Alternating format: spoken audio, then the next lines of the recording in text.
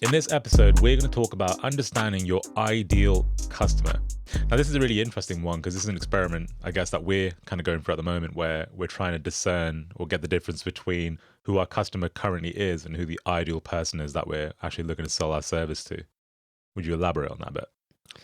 Yeah, I think as a business, we've gone through 6 years now, and we've historically acquired kind of a certain type of customer. And although we want to keep serving that customer, we also want to kind of aim our product a separate segment. And this is for various different reasons. I mean, I could go into it, but it'd be kind of more than 3 minutes. But things like conversion rates, average order value, lifetime value, churn rates, all these things can be a factor of your product, or it could be down to the type of customer that you're acquiring. So we're trying to change the way we acquire our customers, or the type of customer we acquire, because strategically we think we're going to get better results, better LTV, better kind of average order value with this new type of customer we're kind of aiming the product at. So I think for me, it's about looking at your target market and seeing who fits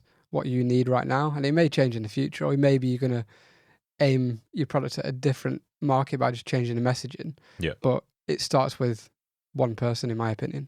Yeah, and I think the messaging that David's picked up on there is like probably the key component to this, because if your messaging is very broad, if you're trying to speak to loads of different people, then essentially you're going to be actually doing yourself a disservice and also doing the people a disservice because you're not giving them exactly what they're looking for.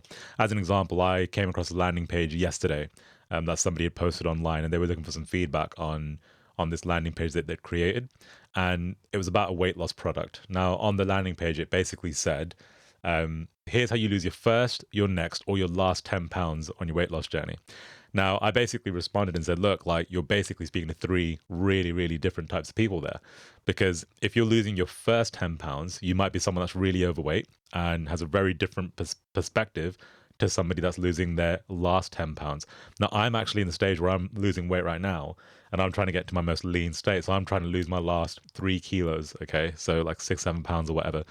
Now, my mindset's not the same as someone losing their first 10 pounds. The language you use for me is more about getting ripped and getting lean and improving performance through water intake and sleep, efficiency and things like that. These are things that are really different to someone that's just starting to lose weight for the very first time. So I guess the message I'm trying to get across here is if you don't discern between the person you're speaking to very, very specifically, you're actually losing people. Because I wouldn't buy that product because I'm like, well, I don't want to lose my first 10 The pounds. thing is, that product may work for those three people, but you've got to change. You need three different pages, Yeah, three essentially, pages. Yeah. aiming at those different people. And it might be that, well, then you can drive traffic to each one, and you can kind of choose, your metrics dependent on what page you're going to. You'll get better results from an ads perspective. Your CPA is probably going to be better, but you'll also get a happier customer because they're actually getting what they want. Yeah, exactly. And a lot of the time, it's not about, well, all of the time, actually, it's not about what you sell. We done a presentation in the office the other day where we were talking about selling a trainer.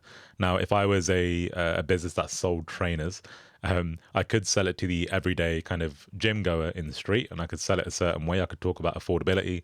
I could talk about comfort and, wear and tear on my trainer. That's the messaging I would use.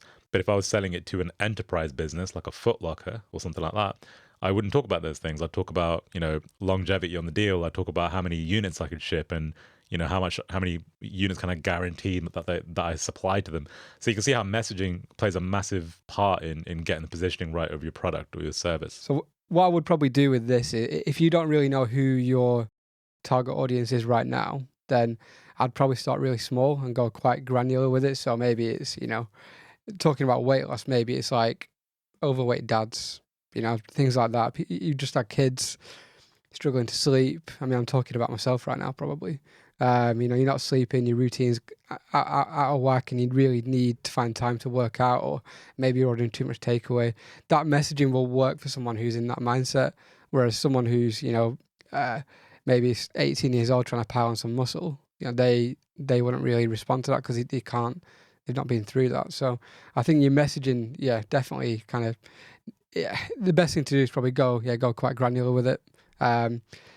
then you can build up from there. You might have a product that serves more people, but you can then build up your next page and your next personas, and you can do another one. And before you know it, you might have 10 different pages, Yep. 10 different personas with one product. And that's cool, but at least your messaging is there. And I think another probably quite a good thing to do is if you can actually give these people names, give them actually personalities. If you've got a bit of spare cash, go on Fiverr, get someone to design the avatar, a bit of a picture. It sounds kind of a bit weird, but if you actually do it that way, you can bring these people into conversations, and you can actually think about them when you're having any meetings, or when you're thinking about your marketing. You can actually think about this person, how you would talk to that person, as opposed to somebody else. And even better, if you can actually find people in the real world who match those personas, have meetings with them, talk to them, get to know them. That'll help you even more, because then when you're actually writing your copy, you're actually writing to that person. Like, how would you write to that person as opposed to somebody else? Yep. And your messaging will change, your tone will change, and it'll just help you become a better marketer. So that's it for this one. That's the key points: is understand who your customer is inherently, really get super granular if you don't know who your market is or your customer is. That's going to allow you to sell your product better, but ultimately create much better content as well, from a video perspective, and any kind of written content or anything like that as well. So if you found value in this, make sure you hit the like button, subscribe, and share this with a friend that you think might find it useful. And we'll see you in the next episode.